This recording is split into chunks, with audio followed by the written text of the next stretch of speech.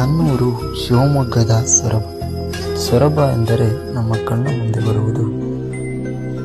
ಅಲ್ಲಲ್ಲಿ ಅಡಿಕೆ ತೋಟ, ದೀಪಾವಳಿಯಲ್ಲಿ ಹೋರಿ ಓಟ, ಗತ್ತಿನ ಯುವಕರ ಕಬಡ್ಡಿ ಆಟ, ಮುಂಚಾನೆಯ ಅಕ್ಕಿ ರೊಟ್ಟಿ, ಮಳೆಗಾಲದಲ್ಲಿ ಗದ್ದೆಯ ನಟ್ಟಿ, ತಲೆ ಕೆಡಿಸುವ ನೆಚ್ಚಿನ ಶುಂಠಿ,